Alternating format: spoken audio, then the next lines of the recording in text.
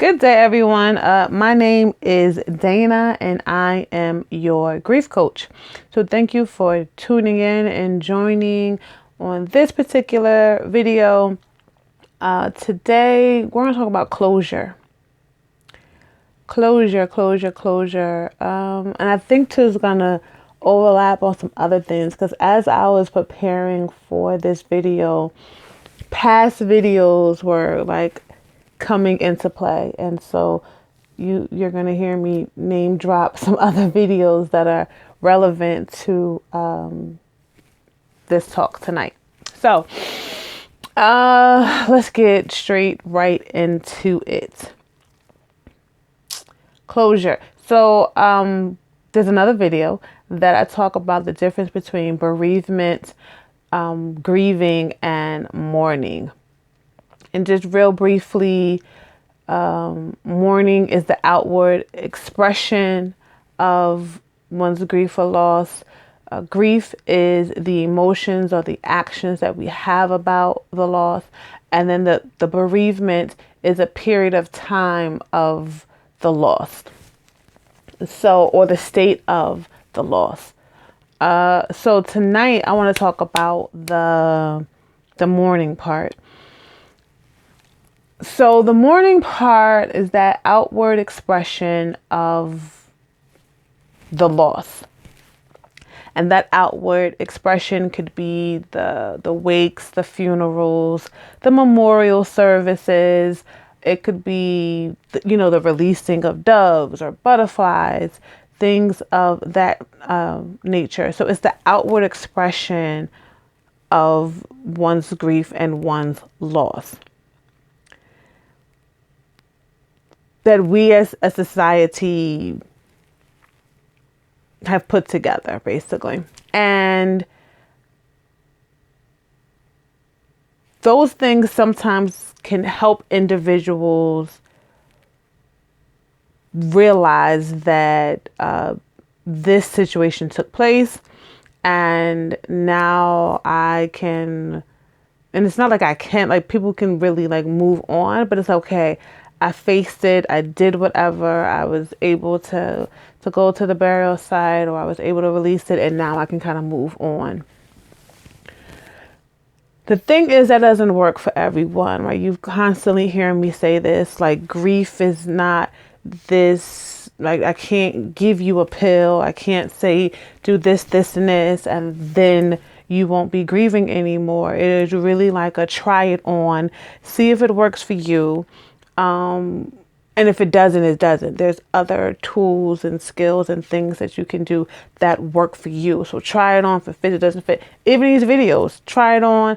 If I say some things, try it on, see if it fits. If it doesn't, it's the old saying, eat the meat, get rid of the bones kind of a situation. So try some of this on and see if it works. So going back into the burials and stuff like that, some people are like, I don't feel comfortable doing certain things. Like I don't feel comfortable going to the burial site. I don't feel comfortable, or I don't like going to funerals. I don't like going to wakes. That's okay. You're going to have to do those temperature checks to figure out where are you emotionally to even participate. And I will say this too, not everyone is going to these things for all the same reason. There are people who go to be seen, as oddly as it sounds, right? People show up to wakes and funerals to be seen sometimes, right? Everything is not to pay their respects, And so, and some people are empathic, and it's like, I can't go to some of these, things to look to remember the person, because I'm empathic, because there's so much energy, because there's so many emotions. Those emotions and feelings can definitely stay with me longer than I would want them to. Some people, like for myself, I have a very like photogenic memory. Like if I see it once, is it photogenic? I think that's it. It's that like once I see it, I can't unsee it, right? Like that ability to say like, you know what, like I can't want to go, because if I go, I will always have the memory inside, and some memories I'm like, I don't want to have it. So you're going to have to check in with yourself to figure out and realize what feelings come up for you if you do those things, or when you've done them in the past and you no longer want to participate. The next thing I want to get into is this thing called 3 to 5. It's this concept that I feel as though works for some individuals, that I use for individuals when I do my counseling and when I do workshops with individuals. I came up with this whole 3 to 5. And it's 3 things that you can think about and do, and then 5 things for you to do. So let's just get right into it. It makes better sense when I go through it. So 3. The first thing is what, or when you think of the person or the situation, because remember, grief and loss is not just about human life. It's also about, I always like to say it's almost like people, places, and things, like that whole noun, because it's also, as we're experiencing now in 2020, it's all about, too, the loss of jobs, the loss of routines, the loss of one's health, the loss of ability of providing and for income. So you can still plug in that sentence, how do I feel when I realize that I can't go to work anymore? What feelings come up for me knowing that I can't participate in holidays and birthdays and baby showers, right? What thoughts and feelings do I have considering the loss of a pet? All those things are very valid and are all centered around grief and loss. So the first thing you want to identify in terms of closure is, where are you? What's the temperature check? What emotionally do you feel when that person or that object of loss comes into play? Do a temperature check. Do I feel like I'm angry? Do I feel like I'm upset? Is there joy present?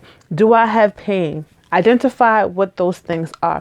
The second thing is, what words, what words need to be said?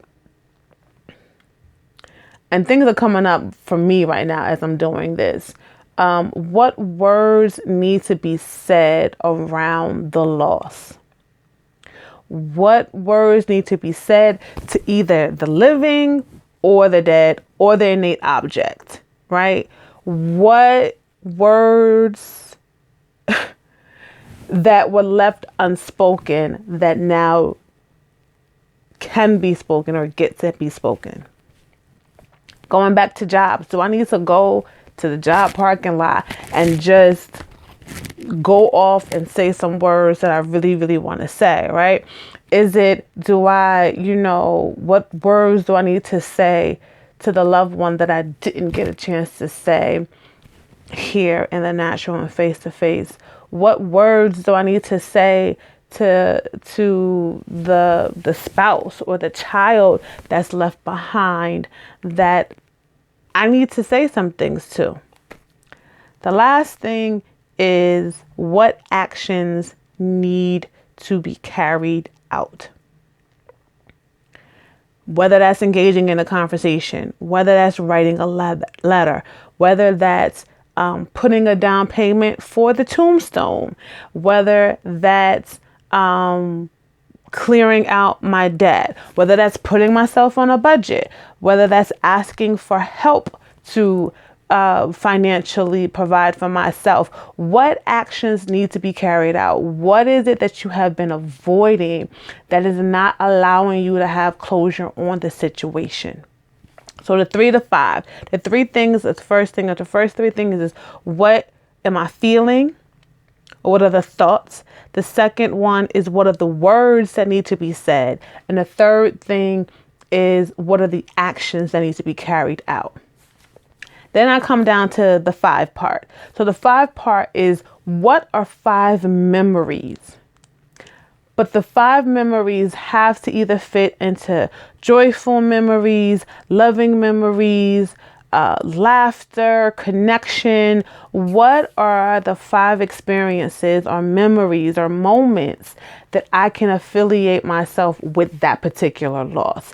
So it could be, like I said, of a job. It's like the 5 moments when I received an employee award. Another moment could be when we had a staff outing. It could be when we used to go out for drinks after work. It could be when, in terms of a loved one, it could be like when we went on that picnic together, or it could be when we went vacation somewhere. You want to identify 5 moments of joy, laughter, love, connection that's affiliated with the loss, because we can get so caught up in the anger and the upset and the heaviness that we don't allow the pathway to be cleared, right? And I said this before in one of the other videos when I talked about like how are we able to receive messages from our loved ones, because I get that a lot where people are just like, because sometimes, like I said, I'll get messages to relate to some people and people are like, well, why didn't they just speak to me? And sometimes from my experience, spirits don't dwell in the feeling of guilt and shame and all that. And because all those, I call them barriers, are in the pathway, it doesn't clear for a spirit to dwell within that tunnel, right? A spirit is not going to tunnel through the guilt, the shame, the upset, the heaviness that you have created in this pathway. But if you create joy, if you create love, if you create laughter, all of these beautiful emotions creates a doorway for the spirits to dwell in. And when you look at those 3 to 5, when you're looking at the thoughts, when you're thinking about the words, when you're thinking about the actions that need to be going forth, it will lead you to a moment of feeling joy so that the heaviness gets to be removed. That's what people say when they want closure. When people say, I want closure, is how do I remove this heaviness? How do I stop being upset? How do I stop crying every night? How do I, move on? And that is the ultimate goal that people want in their lives. Is like, how does life continue? Your world has literally shifted and changed. And now is the figuring out of how do I move on? And some people feel guilt and shame on moving on because it feels like they don't have the thing or the person present to move on with when everything else was tied into that person. But part of the closure is having the vision to rebuild another life, is changing the compass of life. And if you were going north, now you may have to go northwest, right? It's changing the compass of your life. And when you're able to do that, life begins to flow in a different way, in a different manner, because you're able to find a balance. I am not saying that when you do the 3 to 5 activity, that grief will necessarily go away. Grief may show up 10 days from now, or 10 months from now, or never again. It really depends on the situation, but you'll be able to find a balance. You're human. You're going to have emotional, scales up and down. And then when you do have those down moments, there's things you can do. Let me just look over my notes because I think I said everything. Okay, a few more things. Give yourself grace. Release the judgment and give yourself grace. I think that is not spoken a lot when it comes to grief and loss. That give yourself grace, give grace unto other people. That people, for the most part, are trying to do the best they can in the given moment. And you are doing the best that you can at any given moment. And allow yourself at this moment to feel that you are doing exactly what you're supposed to be doing at this given moment. The self beat up, the questioning, all of that ceases right now. And you are feeling exactly what you're supposed to be feeling right now. And it's okay. So I'm just going to end on that note. And please, if this video has been helpful for you, please share it with other individuals. I love to read your comments, and I look forward to speaking and seeing everyone next time. So until we meet again, this is Dana, and I am your grief coach.